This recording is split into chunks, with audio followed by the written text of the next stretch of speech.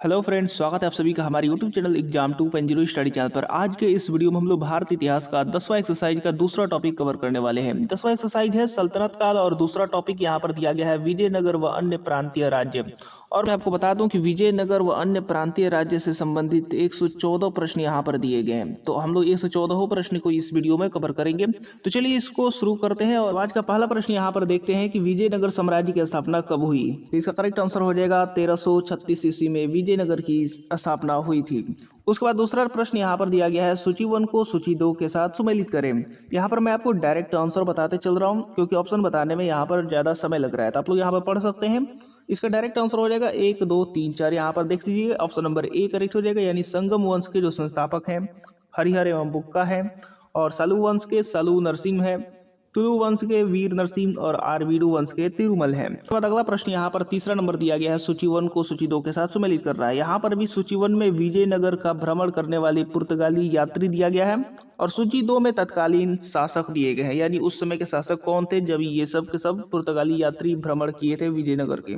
तो यहाँ पर ऑप्शन दिए गए और इसमें से करेक्ट आंसर आपको बताना है।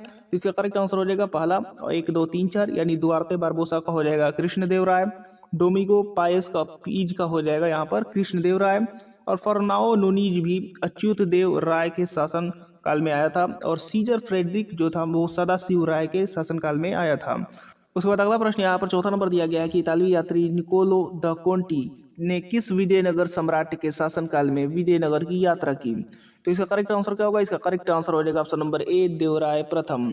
उसके बाद अगला प्रश्न यहाँ पर दिया गया है कि फारस के सुल्तान मिर्जा शाहरुख के राजदूत अब्दुल रज्जाक ने किस विजयनगर सम्राट के शासनकाल में विजयनगर की यात्रा की। तो इसका करेक्ट आंसर हो जाएगा ऑप्शन नंबर बी देवराय द्वितीय।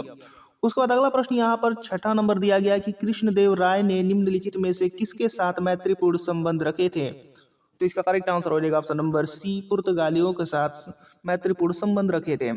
उसके बाद अगला प्रश्न यहाँ पर 7वां नंबर दिया गया कि विजयनगर किस नदी के तट पर स्थित है। यह बार बार प्रश्न पूछा जाता है आपके एग्जाम में, तो इसका डायरेक्ट मैं आपको आंसर बता दे रहा हूँ। इसका करेक्ट आंसर हो जाएगा तुंगभद्रा। उसके बाद अगला प्रश्न यहाँ पर दिया गया 8वां नंबर की बहमनी राजाओं की राजधानी थी। तो इसका करेक्ट आंसर क्या होगा। इसका करेक्ट आंसर हो जाएगा ऑप्शन नंबर ए गुलबर्गा। उसके बाद अगला प्रश्न यहाँ पर दिया गया 9वां नंबर की विजयनगर के महान साम्राज्य की अवशेष कहाँ पाए जाते हैं। तो इसका करेक्ट आंसर क्या होगा। इसका करेक्ट आंसर हो जाएगा ऑप्शन नंबर सी, यानी हम्पी में पाए जाते हैं विजयनगर के महान साम्राज्य के अवशेष। उसके बाद अगला प्रश्न यहाँ पर दिया गया कि विजयनगर का प्रथम शासक कौन था जिसने पुर्तगालियों के साथ संधि की। इसका करेक्ट आंसर हो जाएगा ऑप्शन नंबर डी कृष्णदेव राय। उसके बाद अगला प्रश्न यहाँ पर 11 नंबर दिया है कि किसने बीजापुर में स्थित गोल गुंबज का निर्माण किया जो विश्व का दूसरा बड़ा गुंबज है और अपने मरमरसरी गैलरी यानी विस्परिंग गैलरी के लिए प्रसिद्ध है।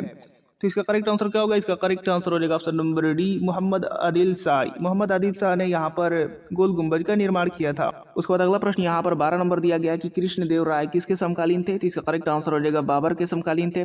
और उसके बाद 13 नंबर यहाँ पर दिया गया है कि हम्पी तिरुवनमलई चिदम्बरम श्रीरंगम तिरुपति आदि मंदिरों के सामने की ओर बने हुए रायगोपुरम का निर्माता कौन था। तो इसका करेक्ट आंसर हो जाएगा कृष्णदेव राय।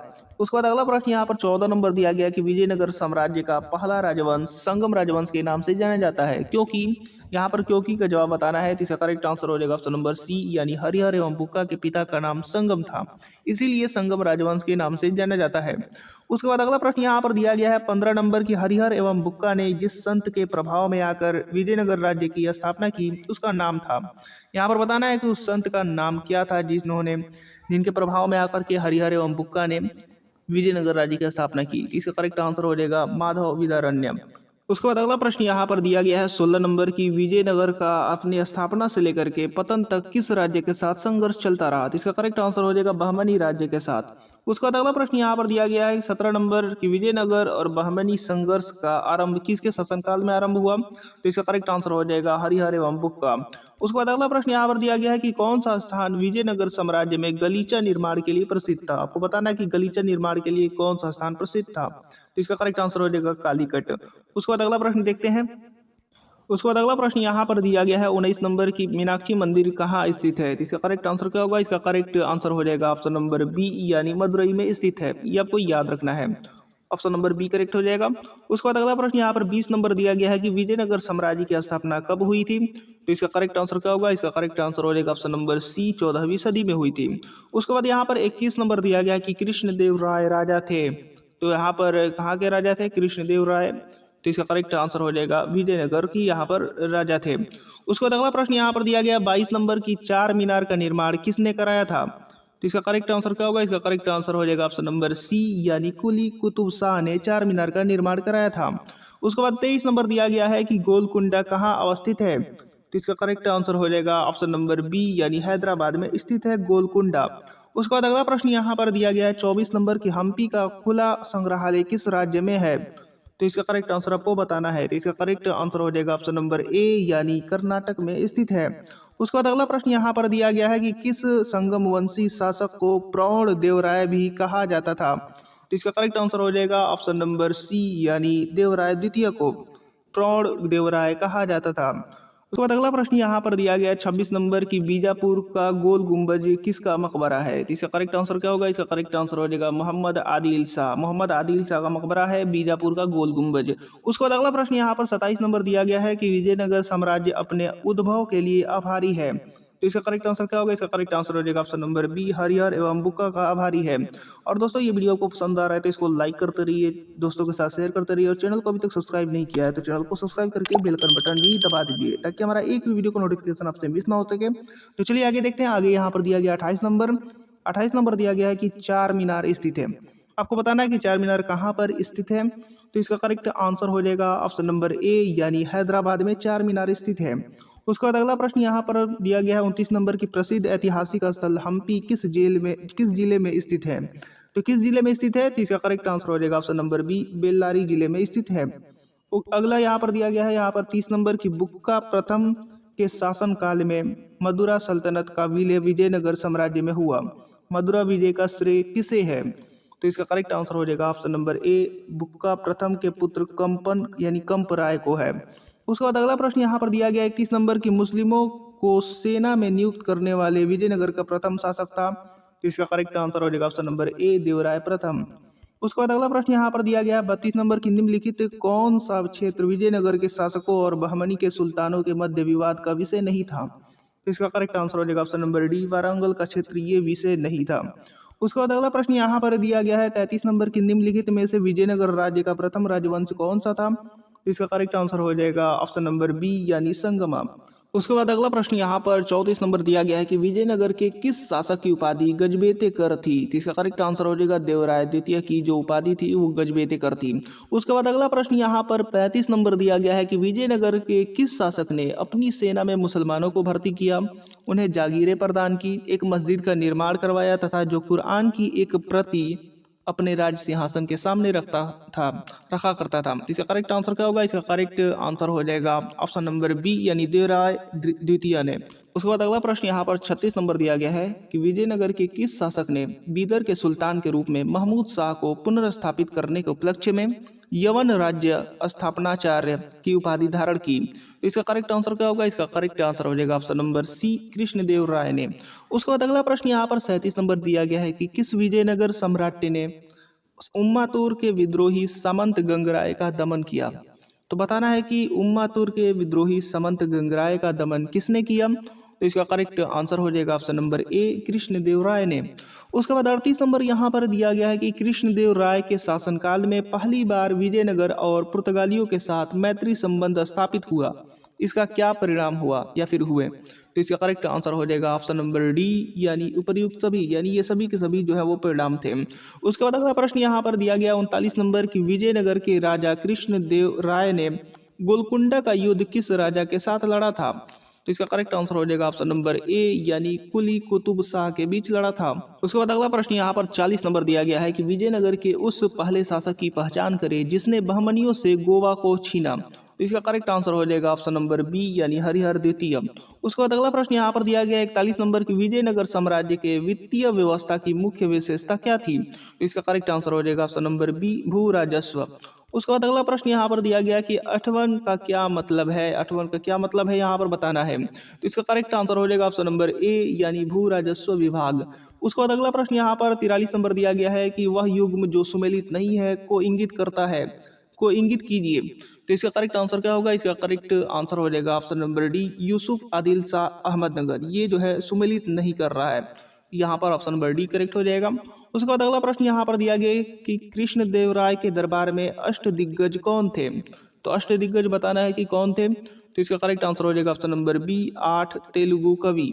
उसके बाद अगला प्रश्न यहाँ पर दिया गया सूची 1 को सूची 2 के साथ मिलान करना है। राजवंश दिया गया सूची 1 में और सूची 2 में राज्य दिया गया है। तो इसका करेक्ट आंसर हो जाएगा, यहाँ पर मैं आपको बता दे रहा हूँ, यहाँ पर आदिल शाह का हो जाएगा बीजापुर, आदिल शाह का हो जाएगा बीजापुर हो जाएगा, कुतुब शाही का हो जाएगा यहाँ पर गोलकुंडा, और निजाम शाही का हो जाएगा अहमदनगर, और इमाद शाही का हो जाएगा बरार। तो इसका करेक्ट आंसर हो जाएगा ऑप्शन नंबर डी यानी 2 3 1 4।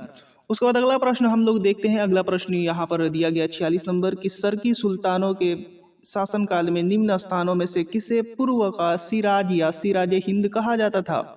तो इसका करेक्ट आंसर हो जाएगा ऑप्शन नंबर सी जौनपुर को कहा जाता था। उसके बाद अगला प्रश्न यहाँ पर दिया गया है कि कल्हड़ की तरंगिणी जिसे सही अर्थों में पहला ऐतिहासिक ग्रंथ होने का गौरव प्राप्त है को किसने आगे बढ़ाया। तो इसका करेक्ट आंसर हो जाएगा ऑप्शन नंबर डी जोनराज एवं श्रीवर ने आगे बढ़ाया। उसके बाद अगला प्रश्न यहाँ पर 48 नंबर दिया गया है कि अपनी मधुरा विजय या वीर कंपराय चरित कृति में अपने पति के विजय अभियानों का वर्णन करने वाली कवयित्री थी। तो इसका करेक्ट आंसर हो जाएगा option number B Ganga Devi. उसके बाद अगला प्रश्न यहाँ पर दिया गया है कि बहमनी राज्य की स्थापना की थी। तो बताना है कि किसने स्थापना की थी। तो इसका करेक्ट आंसर हो जाएगा option number A Alauddin Hasan Bahman Shah Hasan Gangu ने की थी। उसके बाद अगला प्रश्न यहाँ पर दिया गया है 50 नंबर की वैदिक ग्रंथों के प्रसिद्ध भाष्यकार सायण निम्न में से किस एक काल में सक्रिय थे। तो इसका करेक्ट आंसर हो जाएगा ऑप्शन नंबर डी यानी विजयनगर राज्यकाल। उसके बाद अगला प्रश्न यहाँ पर दिया गया है 51 नंबर की 1565 ईस्वी में कौन सा प्रसिद्ध युद्ध हुआ। तो इसका करेक्ट आंसर हो जाएगा ऑप्शन नंबर डी यानी तलीकोटा का युद्ध हुआ था 1565 ईस्वी में। उसके बाद अगला प्रश्न यहाँ पर 52 नंबर दिया गया है कि कश्मीर का शासक जो कश्मीर का अकबर नाम से जाना जाता है वह है। तो आपको पता है कि कौन सा है। तो इसका करेक्ट आंसर हो जाएगा जैनुल आबिदीन। जैनुल आबिदीन को यहाँ पर कश्मीर का अकबर कहा जाता है। उसके बाद अगला प्रश्न यहाँ पर दिया गया है 53 नंबर की कृष्णदेव राय ने अमुक्त माल्यद काव्य की रचना किस भाषा में की। तो इसका करेक्ट आंसर हो जाएगा ऑप्शन नंबर सी तेलुगु भाषा में की थी। उसके बाद अगला प्रश्न यहाँ पर दिया गया है कि कृष्णदेव राय का राज कवि था। यहाँ पर बताना है कि कृष्णदेव राय का राज्य कवि कौन था। तो इसका करेक्ट आंसर क्या होगा, इसका करेक्ट आंसर हो जाएगा ऑप्शन नंबर ए यानी पदिन्ना। उसके बाद अगला प्रश्न यहाँ पर दिया गया है कि इनमें से किसे आंध्र भोज भी कहा जाता है। तो इसका करेक्ट आंसर हो जाएगा ऑप्शन नंबर ए यानी कृष्णदेव राय को आंध्र भोज भी कहा जाता है। उसके बाद अगला प्रश्न यहाँ पर दिया गया 56 नंबर विजयनगर के किस शासक को आंध्र पितामह भी कहा जाता है। तो इसका करेक्ट आंसर क्या होगा, इसका करेक्ट आंसर हो जाएगा कृष्णदेव राय को भी आंध्र पितामह कहा जाता है।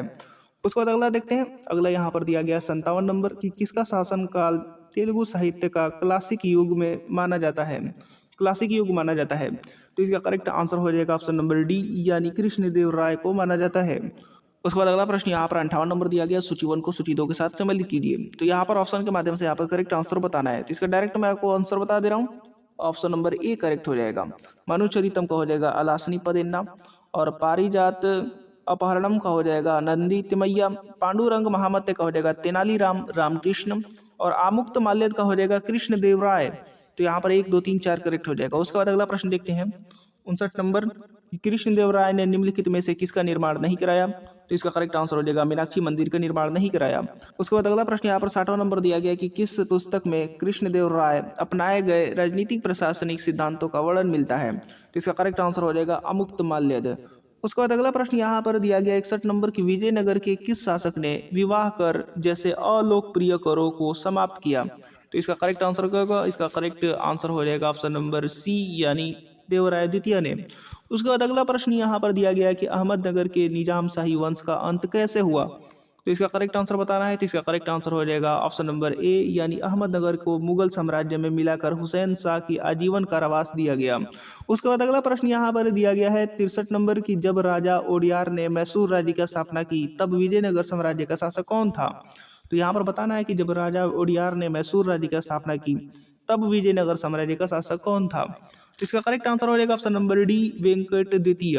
उसके बाद अगला प्रश्न यहाँ पर दिया गया 64 नंबर की, निम्नलिखित मुस्लिम शासकों में किस एक को उसकी धर्मनिरपेक्षता में आस्था के कारण उसकी मुस्लिम प्रजा जगत गुरु कहकर पुकारती थी। तो इसका करेक्ट आंसर क्या होगा, इसका करेक्ट आंसर हो जाएगा ऑप्शन नंबर सी यानी इब्राहिम आदिल शाह। उसके बाद अगला प्रश्न यहाँ पर 65 नंबर दिया गया है कि तुलु वंश के अंतिम शासक सदाशिव राय के समय में वास्तविक सत्ता किसके हाथ में थी। तो इसका करेक्ट आंसर हो जाएगा राम राय या राम राजा के हाथ में थी। उसके बाद अगला प्रश्न यहाँ पर दिया गया 66 नंबर की, भारतीय इतिहास के सर्वाधिक विनाशकारी युद्धों में से एक राक्षस तंगड़ी का युद्ध यानी तलिकोटा का युद्ध, बन्नी हट्टी का युद्ध 23 जनवरी 1565 में हुई थी। उसके समय में विजयनगर साम्राज्य का शासक कौन था। तो इसका करेक्ट आंसर हो जाएगा सदाशिव राय। उसके बाद अगला प्रश्न यहाँ पर दिया गया कि तालिकोटा का युद्ध का कारण था। तो यहाँ पर बताना है कि तालिकोटा का युद्ध का क्या कारण था। तो इसका करेक्ट आंसर हो जाएगा ऑप्शन नंबर सी, ए और बी दोनों यहाँ पर कारण थे, ये आपको याद रखना है। उसके बाद अगला प्रश्न यहाँ पर दिया गया है कि विजयनगर के विरुद्ध दक्षिणी सल्तनतों द्वारा बनाए गए महासंघ में कौन शामिल नहीं था। तो इसका करेक्ट आंसर हो जाएगा ऑप्शन नंबर डी, बरार शामिल नहीं था। उसके बाद अगला प्रश्न यहाँ पर दिया गया है कि किस युद्ध को विजयनगर साम्राज्य के शानदार युग का अंत माना जाता है। तो इसका करेक्ट आंसर हो जाएगा ऑप्शन नंबर सी यानी तलिकोटा का युद्ध। उसके बाद अगला प्रश्न यहाँ पर दिया गया है कि किस यात्री ने तलिकोटा युद्ध 1565 के बाद विजयनगर साम्राज्य का भ्रमण किया और इस राजकीय नगर की विनष्ट वैभव पर टिप्पणी की। तो इसका करेक्ट आंसर हो जाएगा सीजर फ्रेडरिक। उसके बाद अगला प्रश्न यहाँ पर दिया गया है कि विठल स्वामी का मंदिर किस देवता को समर्पित मंदिर है। तो इसका करेक्ट आंसर हो जाएगा ऑप्शन नंबर ए यानी विठल के रूप में विष्णु को। उसके बाद अगला प्रश्न यहाँ पर दिया गया है कि किस मंदिर की भीतरी दीवारों पर रामायण के दृश्य उत्कीर्ण किए गए हैं। तो इसका करेक्ट आंसर हो जाएगा ऑप्शन नंबर बी यानी हजार रामास्वामी मंदिर, हजार रामास्वामी मंदिर। उसके बाद अगला प्रश्न यहाँ पर 73 नंबर दिया गया है कि मदुरा का मीनाक्षी मंदिर का निर्माण कराया था। तो किसने कराया था, तो मदुरा का मीनाक्षी मंदिर। तो इसका करेक्ट आंसर हो जाएगा ऑप्शन नंबर सी, मदुरा के नायकों ने। उसके बाद अगला प्रश्न यहाँ पर दिया गया है 74 नंबर की, शैवों का जनता किसे कहा जाता है। तो इसका करेक्ट आंसर क्या होगा, इसका करेक्ट आंसर हो जाएगा ऑप्शन नंबर ए यानी लिपाक्षी को कहा जाता है। उसके बाद अगला प्रश्न यहाँ पर दिया गया सूची 1 को सूची 2 के साथ सुमेलित कीजिए। तो इसका डायरेक्ट आंसर आपको मैं बता दे रहा हूँ, यहाँ पर हो जाएगा यहाँ पर 4 1 2 3 4 2 1 3। ऑप्शन नंबर ए करेक्ट हो जाएगा 4 2 1 3 यानी बड़वा का हो जाएगा उत्तर भारत से आकर दक्षिणी भारत में बसने वाले लोग को यहाँ पर बड़वा कहा जाता है। वेशवेग यहाँ पर दिया गया है दासों का क्रय विक्रय, और राय को यहाँ पर विजयनगर काल में राजा को कहा जाता था, और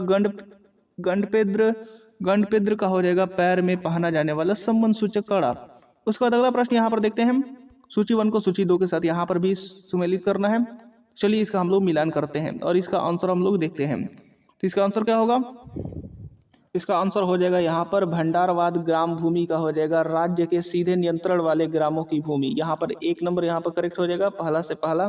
और मान्य भूमि यहाँ पर राज्य द्वारा कर मुक्त की मान्यता प्राप्त भूमि, और अमरम भूमि सैनिक व असैनिक अधिकारियों को उनकी सेवा के बदले में दी जाने वाली भूमि को अमरम भूमि, और रत्कोड़गे भूमि किसे, तो युद्ध में शौर्य प्रदर्शित करने वाले को दी जाने वाली भूमि को रत्कोड़गे भूमि यहाँ पर कहा जाता था।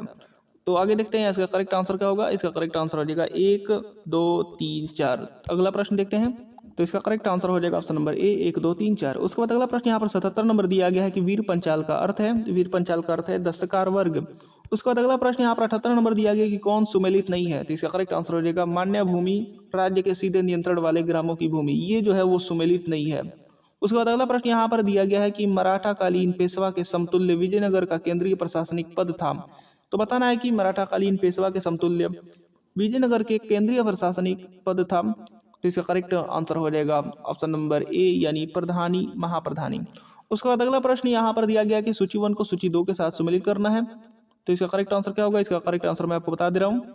सब नायक मंत्री परिषद का अध्यक्ष, और सर्वनायक मुख्य सचिव, माननीय प्रधानम गृह मंत्री, और मुद्राकर्ता शाही मुद्रा को रखने वाला। तो इसका करेक्ट आंसर हो जाएगा ऑप्शन नंबर ए 1 2 3 4। उसके बाद अगला प्रश्न यहाँ पर देखते हैं 81 नंबर की, निम्नलिखित में से किस काल में प्रशासन में न्यायांकर व्यवस्था एवं आयंगर व्यवस्था प्रचलित थी। तो इसका करेक्ट आंसर क्या होगा, इसका करेक्ट आंसर हो जाएगा ऑप्शन नंबर डी यानी विजयनगर काल में। उसके बाद अगला प्रश्न यहाँ पर दिया गया है कि अमरम का अर्थ था तो अमरम का क्या अर्थ था? तो इसका करेक्ट आंसर हो जाएगा जागीर। उसका बाद अगला प्रश्न यहाँ पर दिया गया 83 नंबर। विजयनगर काल में ग्रामीण शासकीय इकाई पर शासन के लिए 12 व्यक्तियों को नियुक्त किया जाता था, जिसे कहा जाता था। तो इसका करेक्ट आंसर हो जाएगा ऑप्शन नंबर बी, अयंगर कहा जाता था। उसके बाद अगला प्रश्न यहाँ पर दिया गया है कि शिष्ट का अर्थ था। तो शिष्ट का अर्थ क्या था? तो इसका करेक्ट आंसर हो जाएगा ऑप्शन नंबर यहाँ पर ए, यानी भूमिकर। भूमिकर को शिष्ट यहाँ पर कहा जाता था। उसके बाद अगला प्रश्न यहाँ पर दिया गया है कि विजयनगर साम्राज्य में सैनिक विभाग किस नाम से जाना जाता था? तो इसका करेक्ट आंसर हो जाएगा कदाचार। कदाचार नाम से जाना जाता था।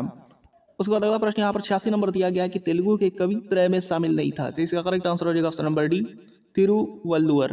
उसके बाद अगला प्रश्न यहाँ पर सूची 1 को सूची 2 के साथ सम्मिलित करना है। सूची 1 में राज्य दिया गया और सूची 2 में संस्थापक दिए गए हैं। तो इसका करेक्ट आंसर आपको बताना है। तो इसका करेक्ट आंसर मैं आपको बता दे रहा हूँ। जौनपुर का हो जाएगा मलिक सरवर ख्वाजा जहां, और मालवा का हो जाएगा दिलावर खां गोरी, गुजरात का हो जाएगा जफर खां मुजफ्फर शाह, और बंगाल का हो जाएगा शमसुद्दीन इलियास शाह। तो इसका करेक्ट आंसर हो जाएगा ऑप्शन नंबर ए, 1 2 3 4। उसके बाद अगला प्रश्न यहाँ पर 88 नंबर दिया गया है कि खान देश राज्य का संस्थापक था। तो इसका करेक्ट आंसर हो जाएगा मलिक रजा फरूकी। उसके बाद अगला प्रश्न यहाँ पर दिया गया 89 नंबर की तैमूर लंग के आक्रमण 1398 ईस्वी के बाद गंगा की घाटी में स्थापित होने वाला राज्य था। इसका करेक्ट आंसर हो जाएगा ऑप्शन नंबर ए, जौनपुर। उसके बाद अगला प्रश्न यहाँ पर दिया गया 90 नंबर की कहाँ के शासक की उपाधि सुल्तान उस सर्क पूर्व का स्वामी था? यहाँ पर स्वामी थी, तो आपको बताना है। तो इसका करेक्ट आंसर हो जाएगा ऑप्शन नंबर ए, यानी जौनपुर। उसके बाद अगला प्रश्न यहाँ पर दिया गया है कि मालवा के किस शासक के शासनकाल में मालवा राज्य का विलय अकबर द्वारा मुगल साम्राज्य में कर दिया गया? तो इसका करेक्ट आंसर हो जाएगा ऑप्शन नंबर डी, बाज बहादुर। उसके बाद अगला प्रश्न यहाँ पर दिया गया है कि अहमदाबाद की स्थापना किसने की? तो इसका करेक्ट आंसर क्या होगा? इसका करेक्ट आंसर हो जाएगा option number A, Ahmad Shah प्रथम ने अहमदाबाद की स्थापना की। उसके बाद अगला प्रश्न यहाँ पर दिया गया है कि महमूद बेगड़ा किस राज्य के प्रसिद्ध सुल्तान था? तो इसका करेक्ट आंसर हो जाएगा ऑप्शन नंबर बी, गुजरात राज्य का। उसका बाद अगला प्रश्न यहाँ पर दिया गया है कि कश्मीर के प्रसिद्ध शासक जैनुल आब्दीन ने महाभारत, राजतरंगिणी आदि संस्कृत ग्रंथों का अनुवाद किस भाषा में करवाया? तो इसका करेक्ट आंसर हो जाएगा ऑप्शन नंबर सी, फारसी में करवाया। उसके बाद अगला प्रश्न यहाँ पर दिया गया है 95 नंबर कि कश्मीर के किस शासक को कश्मीरी बड़शाह यानी महान सुल्तान के नाम से याद करते हैं? तो इसका करेक्ट आंसर हो जाएगा ऑप्शन नंबर ए, जैनुलाब्दीन को। उसके बाद अगला प्रश्न यहाँ पर दिया गया है कि महाभारत का बंगला में अनुवाद बंगाल के किस सुल्तान ने करवाया? तो इसका करेक्ट आंसर हो जाएगा option number B, Nusrat Shah ने करवाया। उसके बाद अगला प्रश्न यहाँ पर दिया गया है 97 नंबर, निम्नलिखित में से भारत का पहला मुस्लिम शासक कौन था जिसने हिंदुओं से जजिया कर न लेने का आदेश दिया? तो इसका करेक्ट आंसर क्या होगा? यहाँ पर इसका करेक्ट आंसर हो जाएगा option number A, Alauddin Hasan Bahman Shah. यहाँ पर आपको याद रखना है। उसके बाद अगला प्रश्न यहाँ पर 98 नंबर दिया गया है कि किस बहमनी शासक ने प्रसिद्ध सूफी मुहम्मद गेसूदराज बंदा नवाज को भू अनुदान दिया? तो इसका करेक्ट आंसर क्या होगा? इसका करेक्ट आंसर हो जाएगा ऑप्शन नंबर बी, यानी ताजुद्दीन फिरोज। उसके बाद अगला प्रश्न यहाँ पर 99 नंबर दिया गया है कि बहमनी साम्राज्य को किसने चरमोत्कर्ष पर पहुंचाया? तो इसका करेक्ट आंसर हो जाएगा ऑप्शन नंबर सी, महमूद गवा। उसके बाद अगला प्रश्न यहाँ पर दिया गया है टोडरमल का पूर्वगामी किसे कहा जाता है? तो इसका करेक्ट आंसर क्या होगा? इसका करेक्ट आंसर हो जाएगा ऑप्शन नंबर ए, महमूद गावा को। उसके बाद अगला प्रश्न यहाँ पर दिया गया है कि बहमनी साम्राज्य का कितने राज्यों में विभाजन हुआ? तो इसका करेक्ट आंसर हो जाएगा 5 राज्यों में विभाजन हुआ। उसके बाद अगला प्रश्न यहाँ पर 102 नंबर दिया गया है कि बहमनी साम्राज्य में सबसे पहले कौन राज्य स्वतंत्र हुआ? तो इसका करेक्ट आंसर हो जाएगा ऑप्शन नंबर ए, बरार। उसके बाद अगला प्रश्न यहाँ पर 103 नंबर दिया गया है कि सुमेलित कीजिए। सूची 1 को सूची 2 के साथ यहाँ पर मिलान करना है। यहाँ पर राज्य दिए गए हैं और सूची 2 में राज्य का विलय किसके द्वारा किया गया है ये बताया गया है। तो यहाँ पर मिलाते हैं। बरार का अहमदनगर का यहाँ पर शाहजहां, और बीजापुर व गोलकुंडा का यहाँ पर औरंगजेब, और बीदर का बीजापुर। ये करेक्ट आंसर हो जाएगा 1 2 3 4। ठीक है। उसके बाद अगला प्रश्न देखते हैं यहाँ पर। तो इसका करेक्ट आंसर क्या होगा पहले देख लेते हैं। तो इसका करेक्ट आंसर हो जाएगा ऑप्शन नंबर ए, 1 2 3 4 यहाँ पर करेक्ट हो जाएगा। उसके बाद यहाँ पर 104 नंबर देखते हैं। बहमनी साम्राज्य में सबसे अंत में कौन राज्य स्वतंत्र हुआ? तो इसका करेक्ट आंसर आपको बताना है। तो इसका करेक्ट आंसर हो जाएगा ऑप्शन नंबर यहाँ पर डी, यानी बीदर जो है वो सबसे अंत में यहाँ पर स्वतंत्र हुआ। उसके बाद अगला प्रश्न यहाँ पर दिया गया है अदीना मस्जिद कहाँ स्थित है? तो इसका करेक्ट आंसर हो जाएगा ऑप्शन नंबर बी, बंगाल में स्थित है। उसके बाद अगला प्रश्न यहाँ पर दिया गया कि अटाला मस्जिद कहाँ स्थित है? तो अटाला मस्जिद बताना है। तो अटाला मस्जिद यहाँ पर स्थित है आपका ऑप्शन नंबर ए, जौनपुर में अटाला मस्जिद स्थित है। उसके बाद अगला प्रश्न यहाँ पर देखते हैं प्रसिद्ध विरूपाक्ष मंदिर कहाँ स्थित है? तो प्रसिद्ध विरूपाक्ष मंदिर कहाँ पर स्थित है? तो इसका करेक्ट आंसर हो जाएगा ऑप्शन नंबर सी, हम्पी में स्थित है। उसके बाद अगला प्रश्न यहाँ पर 108 नंबर दिया गया है कि सुमेलित कीजिए सूची 1 को सूची 2 के साथ। तो इसका करेक्ट आंसर मैं आपको बता दे रहा हूँ, यहाँ पर करेक्ट आंसर हो जाएगा छोटा सोना मस्जिद बंगाल, झजरी मस्जिद जौनपुर, हिडोला महल मालवा और रूमी खां मस्जिद अहमदनगर। तो इसका करेक्ट आंसर हो जाएगा 1, 2, 3, 4 ऑप्शन नंबर ए करेक्ट हो जाएगा। उसके बाद अगला प्रश्न यहाँ पर 109 नंबर देखते हैं। यहाँ पर कृष्णदेव राय का उड़ीसा के शासक प्रतापरुद्र गजपति के विरुद्ध अभियान को किस इतिहासकार ने 16वीं सदी के भारतीय इतिहास के सबसे शानदार सैनिक घटना कहा है? तो इसका करेक्ट आंसर हो जाएगा ऑप्शन नंबर सी यानी नीलकंठ शास्त्री ने। उसके बाद अगला प्रश्न हम देखते हैं। अगला प्रश्न यहाँ पर 110 नंबर दिया गया है कि प्रसिद्ध विजय विठल मंदिर जिसके 56 तक्षित स्तंभ संगीतमय स्वर निकालते हैं कहाँ अवस्थित है? तो इसका करेक्ट आंसर हो जाएगा ऑप्शन नंबर सी, हम्पी में अवस्थित है। उसके बाद अगला प्रश्न यहाँ पर दिया गया है 111 नंबर की विजयनगर साम्राज्य के बारे में निम्नलिखित कथनों पर विचार कीजिए। तो इसका करेक्ट आंसर यहाँ पर बताना है। यहाँ पर दिया गया है कथनों में से कौन सा सही है कौन सा नहीं है, यहाँ पर ऑप्शन में से आपको बताना है। तो यहाँ पर मैं आपको डायरेक्ट आंसर बता दे रहा हूँ। इसका करेक्ट आंसर हो जाएगा 1, 2 और 3, यानी 1, 2 और 3 यहाँ पर जो है वो सब के सब यहाँ पर सही है, यानी ये तीनों जो कथन है वो सही है। ये आपको याद रखना, ये पढ़ लीजिएगा। उसके बाद अगला प्रश्न यहाँ आप देखते हैं 112 नंबर। राजा कृष्णदेव राय के संबंध में निम्नलिखित में से कौन सा कथन सही नहीं है? आपको बताना है कि सही नहीं है। तो इसका करेक्ट आंसर हो जाएगा ऑप्शन नंबर डी, उन्होंने अपनी सर्वश्रेष्ठ कृति अमुक्तमाल्यद की रचना संस्कृत में की, ये बात सही नहीं है। उसके बाद अगला प्रश्न यहाँ पर 113 नंबर दिया गया है कि विजयनगर साम्राज्य के राजाओं द्वारा धार्मिक प्रयोजनों के लिए उपयोग किए जाने वाले मंच यानी चबूतरे को क्या कहा जाता था? तो इसका करेक्ट आंसर हो जाएगा ऑप्शन नंबर ए, महानवमी दिब्बा। उसके बाद अगला प्रश्न और इस वीडियो का लास्ट प्रश्न दिया गया है 114 नंबर की किसके राज्य में कल्याण मंडप की रचना मंदिर निर्माण का एक विशिष्ट अभिलक्षण था? इसका करेक्ट आंसर हो जाएगा विजयनगर राज्य में। तो उम्मीद करता हूँ कि वीडियो आपको पसंद आया होगा और अभी तक आपने इस चैनल को सब्सक्राइब नहीं किया है तो चैनल को सब्सक्राइब कर लीजिए और साथ में बेल आइकन बटन भी दबा दीजिए ताकि रोज जो वीडियो इस तरीके से लूसेंट का मैं लाता रहूँ तो आपके पास पहुँचता रहे, टाइम पे टाइम आप लोग वहाँ पर देख सकते हैं। तो चलिए मिलते हैं अगले वीडियोज में, तब तक के लिए जय हिंद।